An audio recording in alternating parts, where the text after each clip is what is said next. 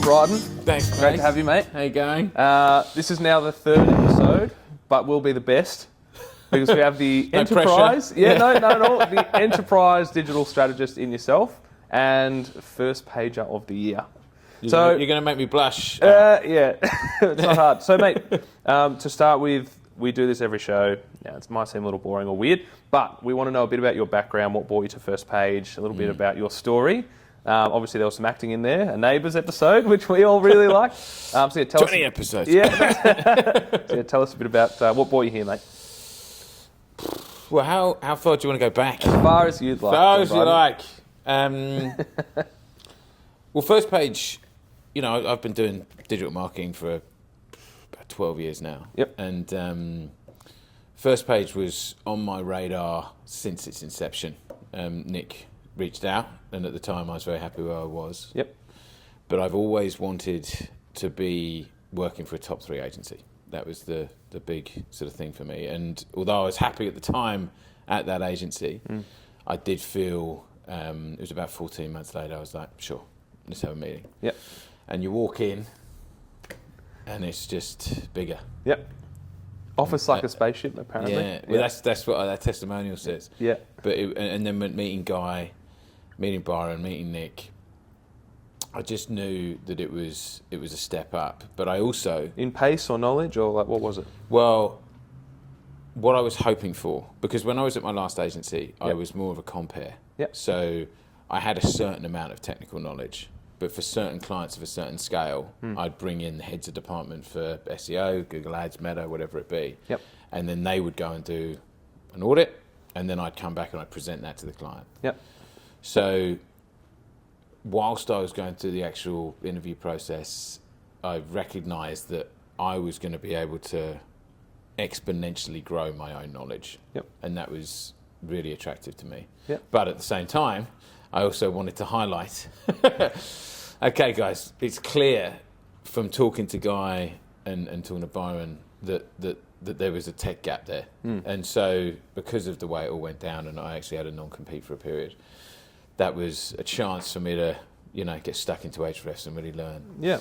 So that was kind of my journey. And I'm over a year now. Yep. And things have gone pretty well. They are going well. So, mate, I want to know a little bit more about, and I mentioned it before, a little bit about the acting stuff. Do you think it helps you in your current role? Does it hinder you? Like, is it something you miss? What's the story? Well, acting.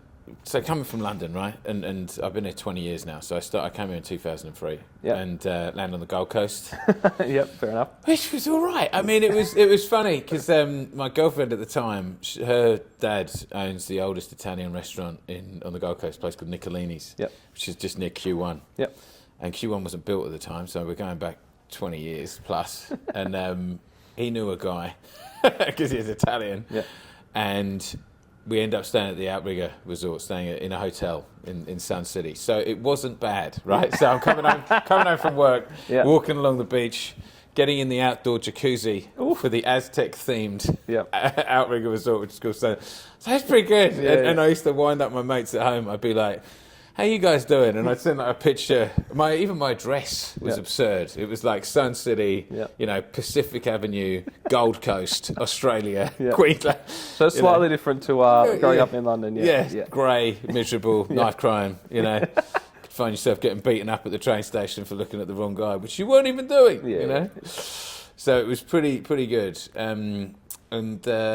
Anyway, after a period of time, I thought, I'm in the lucky country, and I was sort of watching some sort of philosophical, more spiritually sort of bent content, and it was like heart over head.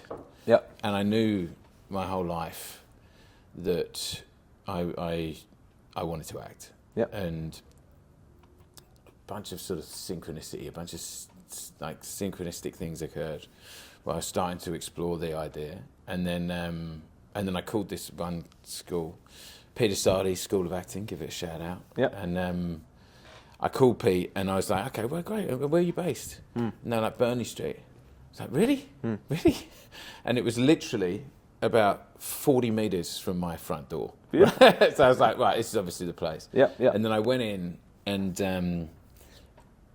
in the first sort of 10 minutes, it was like my heart was breathing pure oxygen. Like the way he was explaining it, it was like, don't tell people you come to an acting class. What I'm going to teach you is how to be with another human being under observation. Yep. And everybody says, oh, you can do that. I can do that now. But you put a crew in there, you put a camera, you put an audience of 100 or 1, and your abilities get quashed, right? Yeah. Okay. And your ability to be present. Yep.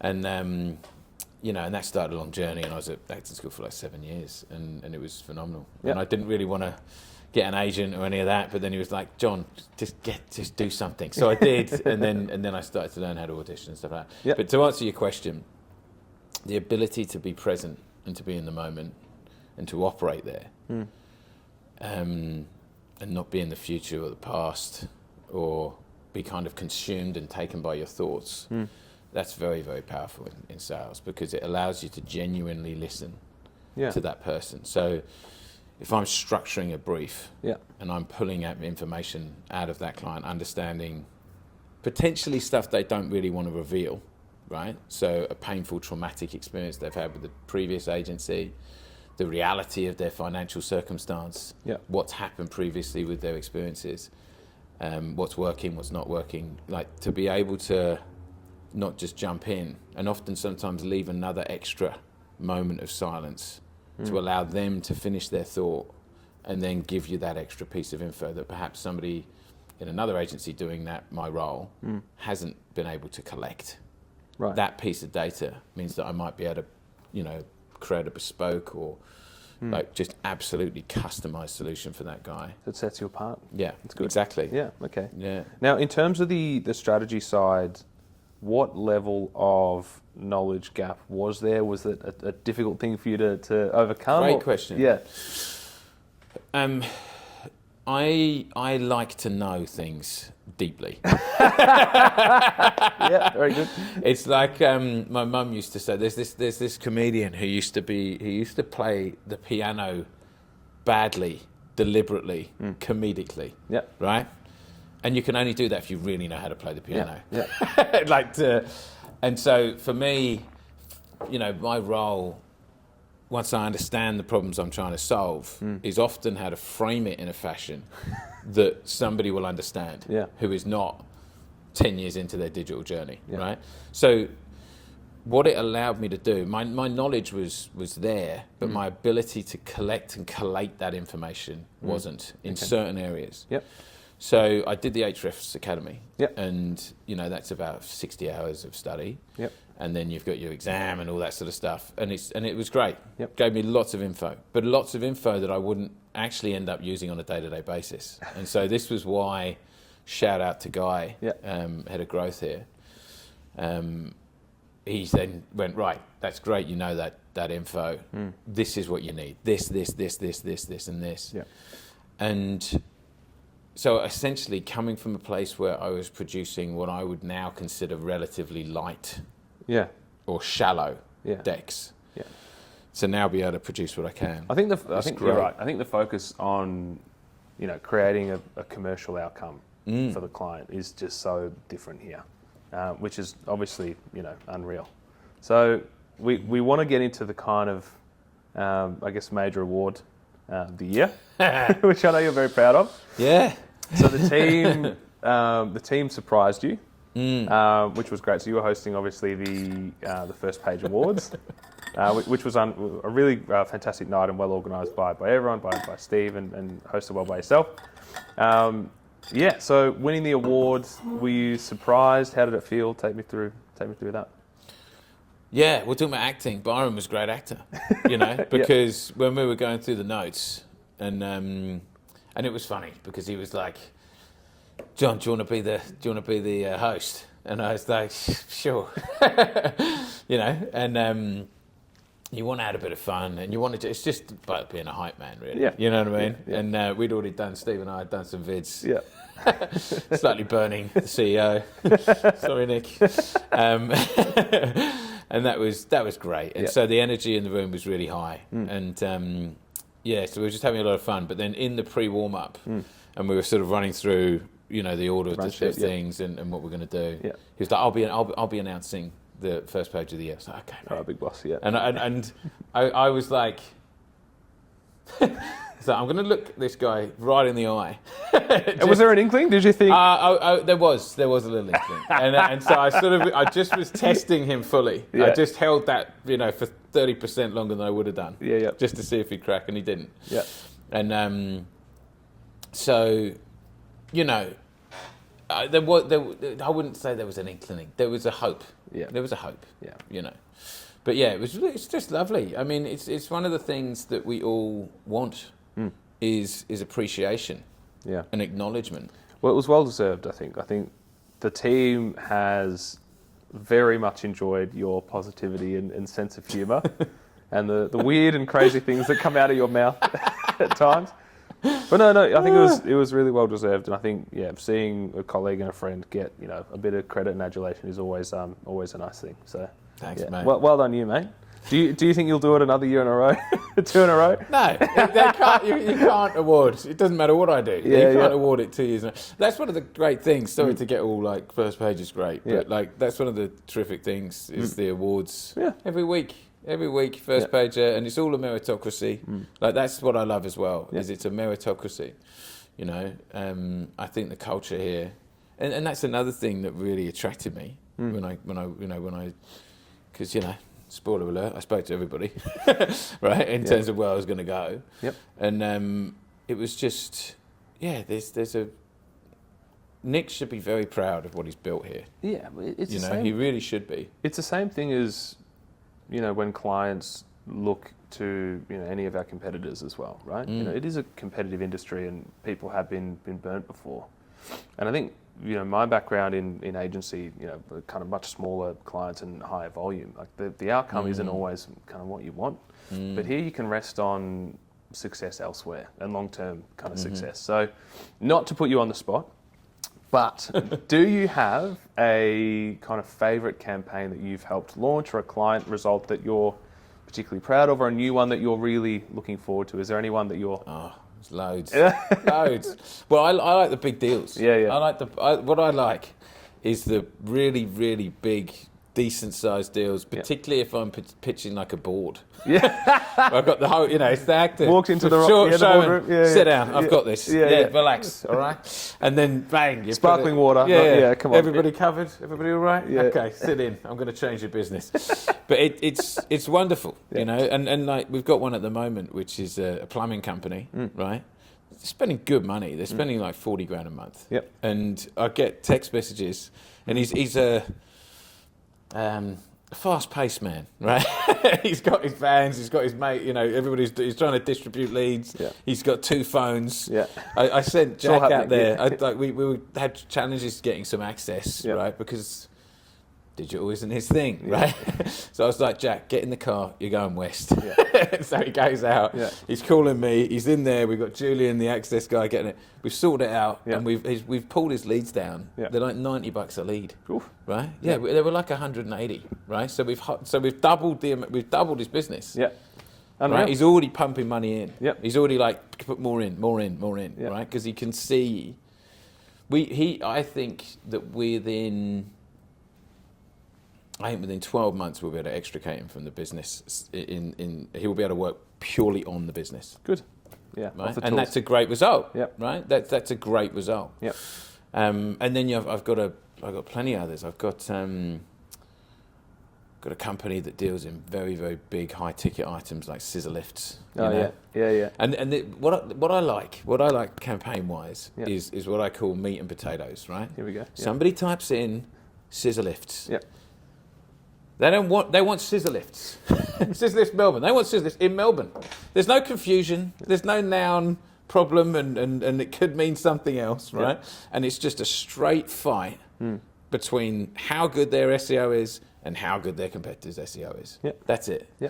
And so when I sort of pull apart all the different components and then put them in that circumstance where they can see exactly what their competitors are doing, what we need to do, what kind of spend we need to put in, what kind of timeline, and I can build out a roadmap.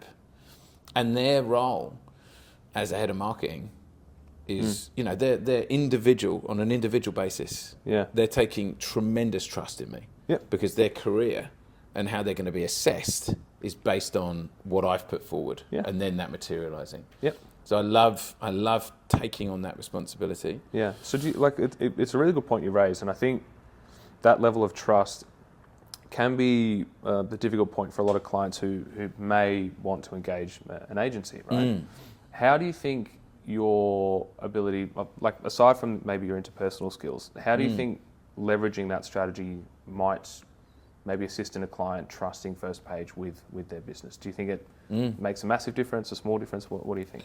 Well, I think it makes a huge difference. And even on the smaller clients, I've got a client at the moment who is in Tasmania and does off-grid. Yep. So let's say you do, you build a house, you get some acreage, you build a house, and you 2 miles off the grid, right? You can't wire it, right? Yeah. So they need solar panel, they need batteries, all that sort of stuff. But it's a nice piece of money. It's 25 to 50, 60 grand. Big business, yeah. And when I did this presentation recently, I'm pretty confident today, tomorrow, he'll be joining. And when I went through the competitor analysis, so he contacted me about Google Ads. We did an audit.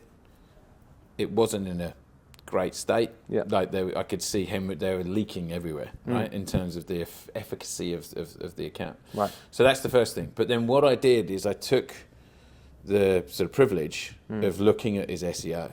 And then when I've gone through it and taken his competitors and shown him back the landscape, it's fired up his competitive nature. Yeah. And he was going, "You do this to everybody, Jon, didn't you?" And I went, "Normally." I said, because one of his competitors, he knows them. It's Tasmania, right? It's Hobart. So everybody knows everybody. And he was and I said, "Look, it's not big numbers, but for a relatively small spend, if we lean on the Google Ads, but then we bring in over time SEO, it's going to take the pressure off." Yeah.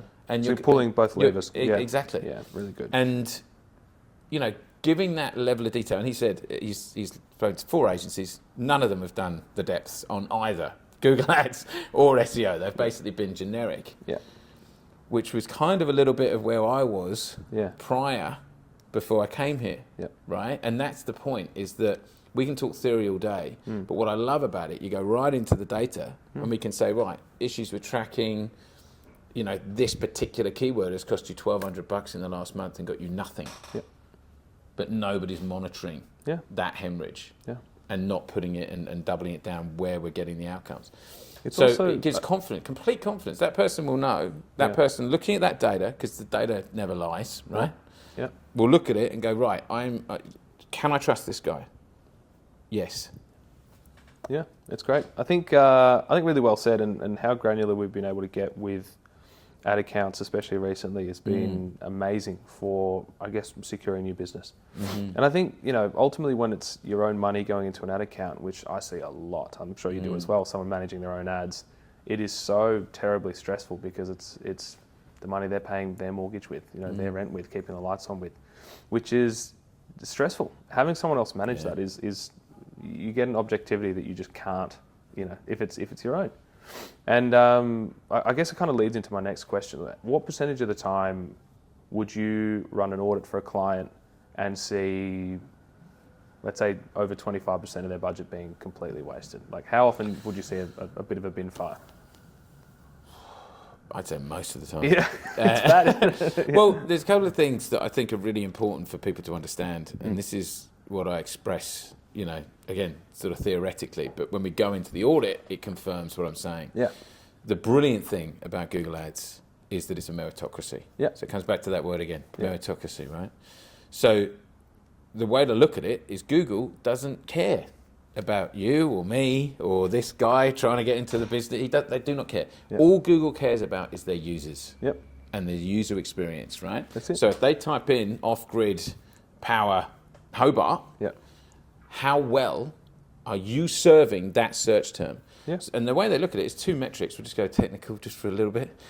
Is your click-through rate and your conversion rate. So if your ad is of a similar stature or higher than your competitors and getting a higher click-through rate, and then when they land on the landing page, they have a higher conversion rate to name, phone number, and email, Google will reward you and push you in front of more relevant eyeballs and actually reduce your cost per click at the same time if you've got a good ad score. Yeah. Now, that for somebody who is an electrician can be a little bit challenging to get their head around. So we might have to massage the language and use some metaphors or some examples. But then when you get the data back and you go, well, here you can see that's where Google's punishing you because there's no, it's a poor output in terms of what we're doing. So it's, I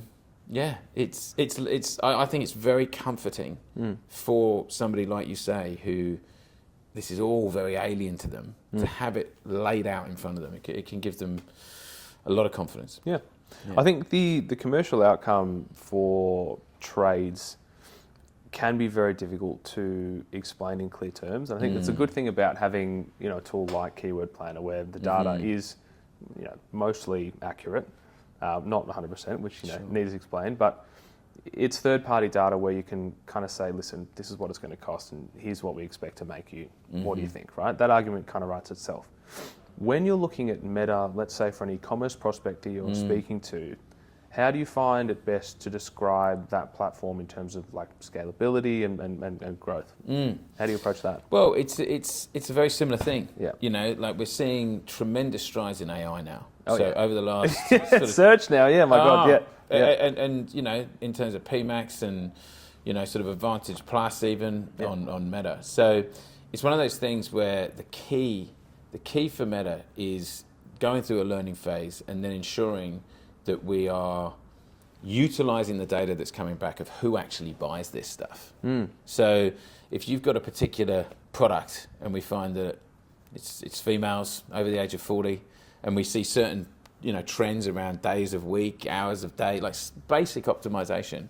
Once you've got 50 purchases, because Meta knows everything about us as well as Google, right? So they know who we sleep with and where we drive, and I like snooker and Marcus Aurelius or whatever. Like they've got a very, very good picture of everybody. What they can do is create what's called an ideal client profile and then match demographically other individuals that are completely in sync with those 50 purchases that you just made for your your skirt, your boho skirt ready for summer, right? Or whatever. So right? so that's the core audience. So tell me about how either you or even the agency more broadly are uncovering, let's say, a cheaper audience. How do we go about that? Well, it's a very similar system. It's a case of you will be rewarded, right? Once you've found that audience and once we've found those sort of key optimization pieces, they will push you in front of highly relevant individuals. That's it. It's not. The thing to understand about optimization is it's literally not rocket science, right? It's just pure data. So it's having that sort of data hygiene sort of piece in place. But then over time, there's very core things that you can do. So you can practicably look at things like your average order value and start to bundle things together, start to test those pieces. This goes with this, and at point of sale, say, hey, how about a handkerchief? Or whatever it is that goes well with that. And you can also look at that constant reduction of cost of traffic because you're putting the right message in front of the right people at the right time. And the creative has been tested in terms of headlines and copy and imagery, and whether we're looking at, different carousel ads or video ads or UGC, all these different tools that we've got to test to work out what resonates with that buyer. And then, of course, now that you've got me started, you've also got other options, right? You've got a database build over time. And so, you want to have really clean, and obviously as a Clavier partner here, you've got really core things that you can do where certain events trigger certain things. We all know that, and it's a little tip, guys, if you put it in your basket and then don't go ahead, maybe you'll get an email a day later saying, what about now, at a potential discount? Little things like that. So there's a lot of tools that you can use to really squeeze that database that you've built to get the maximum output. So, really, point well made. I absolutely love it. I think the final kind of area that I'm interested in, obviously just because it's November and we're kind of on paid media and Google, what kind of, let's say you're spreading your expenditure across a year for paid, What kind of, or what percentage of your paid budget would you put towards November, Black Friday, Cyber Monday? What would you leave aside? Well, again, you want to be starting it early. Yep. Now's not the time, No. right? So just throw it quick. Probably good. not going to get the best results. Yep. What you want is an optimized account that's been optimized for 90 days plus, Yep. right? And then you want to look at your numbers. Yep. So if you've got it, so again, it goes back to, are you fulfilling what the platform wants you to fulfill? So have you got a good ad score with Google Ads? Have you got a really decent cost per acquisition across Meta? So do you know that these two platforms are essentially happy with you? Yeah. And therefore, if you suddenly hit the accelerator and double your budget, is it going to just blow up? Yeah. Or are you going to get much better results because they trust you Yeah. and are comfortable to push you in front of their users? Yeah. So I would want to talk to the text before I gave you some specific answer. So Well, I'd say, look, sure, let's increase the budget. Yeah. But I'd want somebody working on that account to give you a really stronger. Like, if you suddenly double your budget, incremental growth always makes sense. You want to test it, increase it, test it, increase it. Good and careful answer. Suddenly doubling your budget is probably a bad idea. Cool. Now, in e-commerce, we have some kind of rather big clients now. Yeah. They are obviously scaling for Black Friday and preparing and trying to do the same thing Cyber Monday, Boxing Day. What do you find is the most or highest kind of efficacy method to really extract maximum revenue from these kind of sales periods? What do you find works best?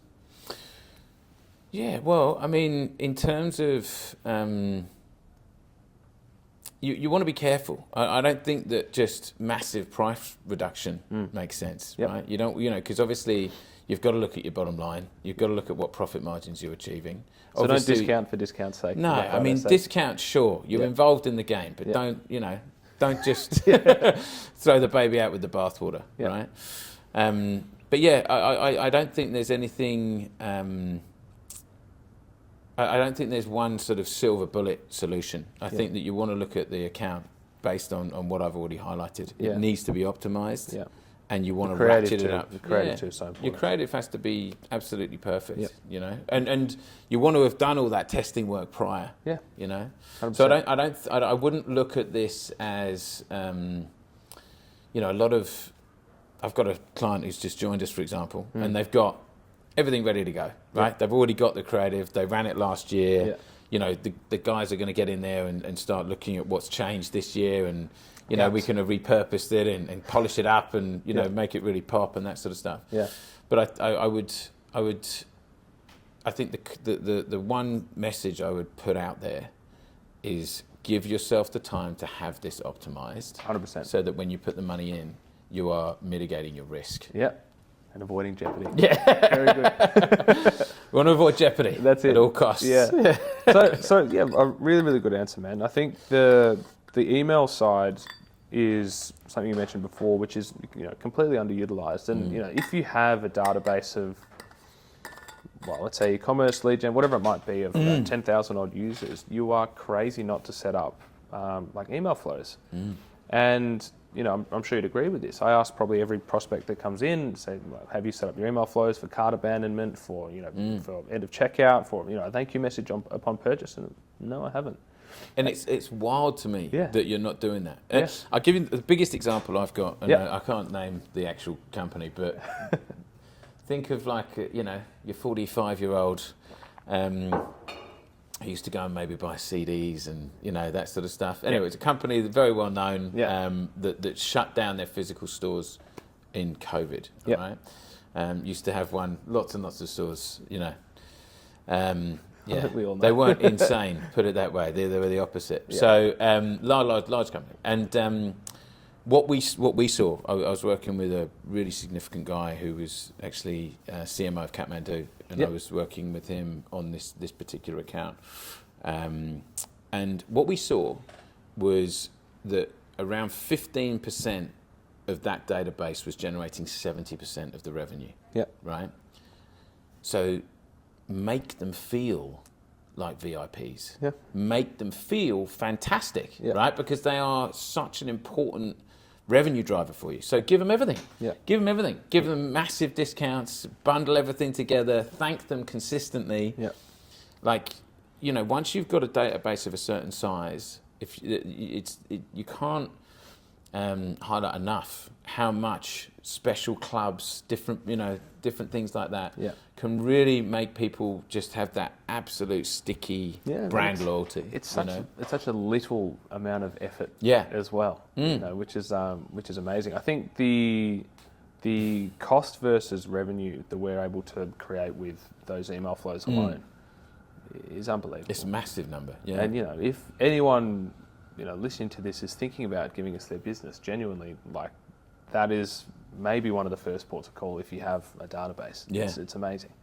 Now, CRO, Johnny, talk to me about our Crow team. Crow. Yeah. Well, Crow, conversion rate optimization, it's, the actual team work very, very closely also with the landing page team. Yeah. And what I want to just call out, which was something we saw at the awards, we've done 17,000 leads in the last 12 months from our landing pages. Really? 17,000. That's a big number. That's good. And that's why we take, so whenever I sort of start the conversation with people, I say we've got to solve two problems, right?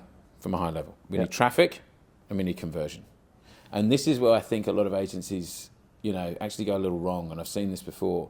But they might solve the traffic issue. They might be doing a great job. But then if the conversion rate sucks, the campaign's going to collapse, right? Yeah. And if you move the needle from Crow, if you get 1% to 1.5%, you're getting 50% more in terms of leads or sales or whatever it be. Massive. So one of the things that we do is, if we're doing a Google Ads campaign, for example, 99% of the time we'll include a landing page. Yeah. And even if you've got a good website that's converting at a high percent, an example is one of our clients is Green Homes, where they had a really high conversion rate already, which was about 2.3%, if I recall massive, correctly. yeah, exactly right. Yeah, and then we built a landing page, we got it to 8.91. So they went from 12 leads a month to 50. Yeah. And So the that deal business size is is just ginormous, massive, right? You know what I mean? Like, very, very happy clients, going to be with us for a long time. Yeah. So the way it works is we'll do that work, but what we also do here is a Crow audit, where I just brought on that same lady talking about Black Friday. Yeah, And I've included a Crow audit there because we just want to give some guidance and some help. Yeah. So we might put together a 20-slide deck where it's like, this is what we're seeing as best practice 24. And it's good. It's like very quick changes that it's not that we're better than everyone else. It's just we deal with this all day, every day, and we know what works. Yeah, and, 100%. 17,000 leads, by the way, like that's highly That's qualified so high. based on a landing page, which is great. So I kind of want to, I really want to touch on something as Yeah, well sure, there please, as well. One of the things that we really do very well for larger clients that have got lots and lots of traffic. Yeah. You put on Hotjar, and you can use certain tools where we can where we can measure, we can screen map and watch the heat maps and watch where people are putting their cursors and stuff like that. And if you're split testing those components, you can see, so we might move a call to action, so I touched on this. The way I look at Crow is, if you ask anybody to do anything, a proportion of people won't. So if you ask somebody to click on a button before they give you the name, phone number and email, a proportion won't. And that click might cost you $25. If you ask somebody to scroll down before they put their name, phone number and email in, a proportion of people won't. Yeah. So you want frictionless UX. Yep. You want to make it as clean and as easy as possible. Yep. You've asked for this. Yep. Well, we do this. Yep. And not only do we do this, we've got 500 people over there that had your problem that we've now solved. Yep. Trust, value, give us your details. And if you add something in, like, quid pro quo, right, this for that, you add something in, give us your details in exchange for, X, Y, we'll Z. give you a Yeah. 30-minute consultation about your next project or whatever is relevant. which is the generic, yeah, exactly right. Yeah, Just it make works it well. really easy. Yeah. The mind loves micro contracts. Yeah. Right? Total transparent. You wanted this, that's what we do. Yeah. We've got everybody, all the proofs there. Booking discovery. You want to avoid engaging the subconscious. Right? So you don't want, hang on, am I in the right place? No, you just straight through. Just what you wanted. Just what we do. Give us your details. Pure reptile brain. Love it. Yeah. So, mate, want to finish on your favourite strategy? I know, like, the great value of us is we don't have a dog in the fight, so we're going to choose really what's appropriate and cost-effective for your business, right? Because we charge the same, right? What's your favourite strategy out of all of them that we're running? And we'll finish on that.